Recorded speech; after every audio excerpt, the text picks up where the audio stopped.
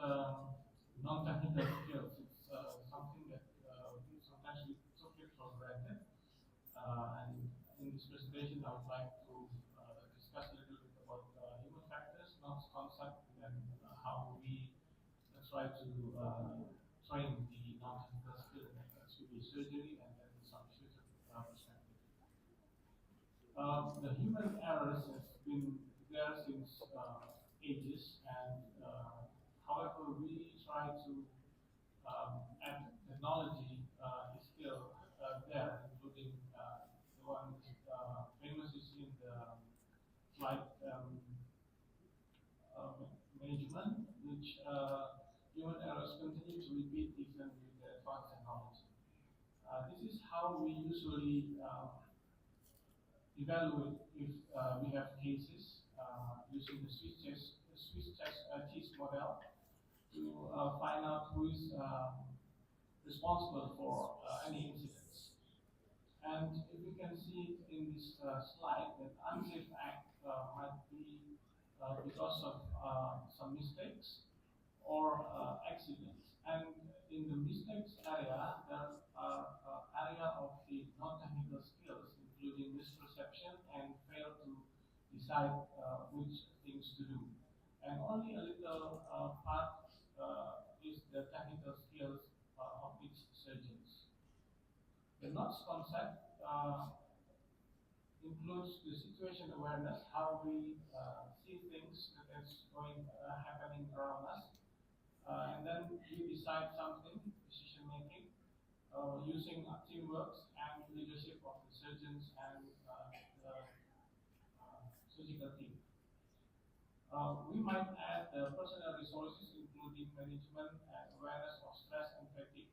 So my first case in the morning would not be the same as my maybe fifth or sixth case late at night, even though it's the same simple cholecystectomy. So as I was saying, situation awareness is knowing what's going on around us, what happened, what's happening, and what might happen. And then we try to decide whether there is some options, then balance the risk and select options and reevaluate. This is the examples of, you might know the incidents of this flight from New York.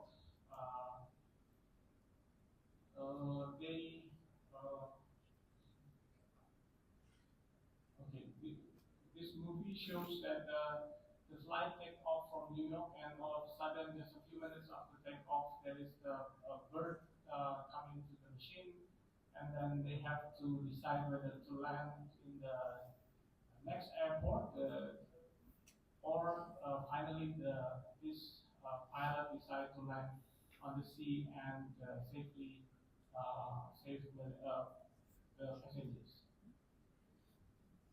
The non-technical skills is first introduced in the Royal College of Surgeons of Edinburgh, and this is the taxonomy where we can see in the situation awareness we can gather information, understand the information, and project, anticipate the future state. Maybe using technology like been said by the previous speaker, including AI to predict what might happen, and then to decide whether what option do we have and which one we will take. In Indonesia, we all know that laparoscopic cholecystectomy is a gold standard to remove the gallbladder with all the advantages. But sometimes, and most of the times, it's not like this. So this is a very good situation where the anatomy is very clear, and it's very easy to happen if we want to try to make this picture.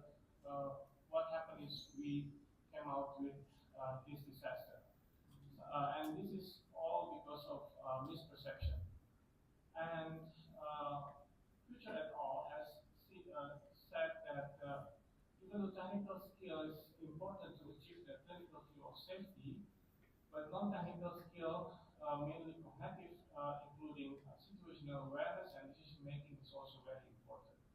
Together with the conceptual roadmap, we all know by Professor Strasberg, critical view of safety, inflection point, and how to bail out, will create a safe cholecystectomy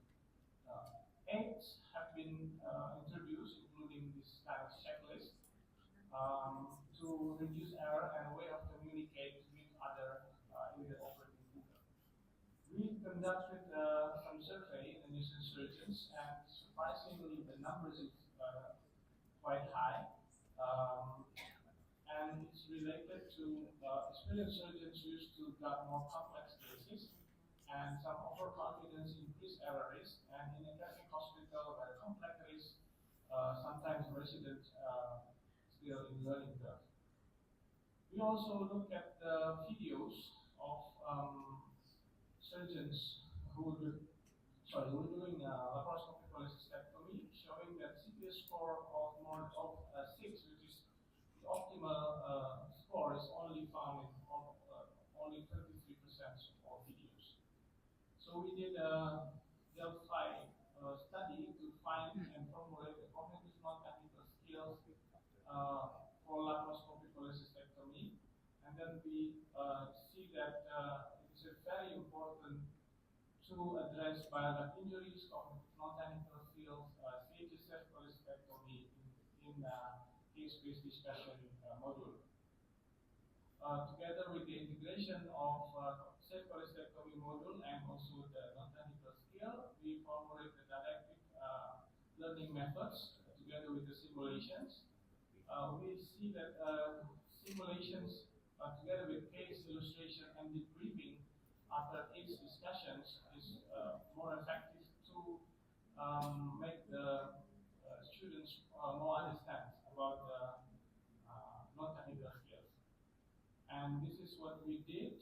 Mentors' experience could be the students' experience with this kind of simple but proven to be effective.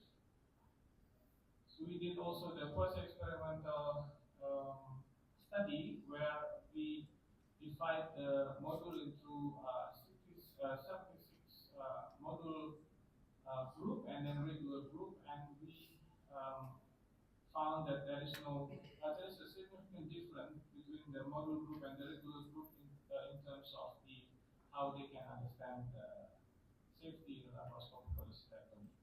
So in the future, starting with this kind of cognitive task analysis, forming a non-technical skills for laparoscopic cholecystectomy, and also proven by meta-analysis also, and then move to another surgery in the HPB like this, comprehensive evaluation of liver resection procedure using a cognitive task analysis.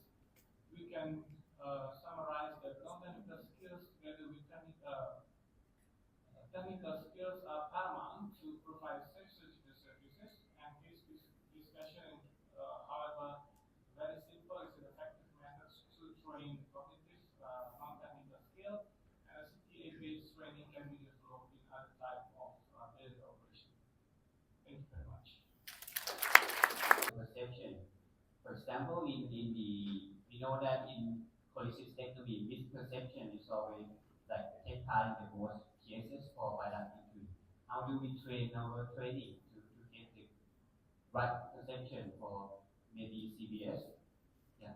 Thank you. It's very important questions. Actually, this is what we already do in the day-to-day life, but we take it for granted. So what I emphasize in this talk is that if we can formulate something more regular, where discussion of cases is done between the mentor and mentee in a more comprehensive way, then the experience of surgeons, experienced surgeons in the achievement of critical field safety, for example, can be transferred to the student. So actually, we have done this every day, but by emphasizing the need of this kind of activity, I believe we can improve students, mentees' understanding on the importance of this kind of question. Let me add on. In Malaysia, I've been running these workshops. Basically, we don't use the word notes, but it's been something that we've been routinely doing it for to make sure everything is fine. 70% is misidentification and misinterpretation of the living. That's one thing you need to know. And now studies have correctly said that even the senior guys has piled up. Really becomes worse. Looks like you have to train the seniors first, and these fellows are supposed to be the trainers, to teach them the right way to do. I think you should be doing train the trainers so that they can train the trainees the right way. The correct story. So hopefully that, I mean, it's a good move. Every country is doing it now, in various forms. But I feel in Biliary 3 or HPB, I think the trainers should know, they shouldn't be making the mistakes. It's not very difficult to, say you're only blaming the trainees that you're doing. Actually, the trainers are doing worse off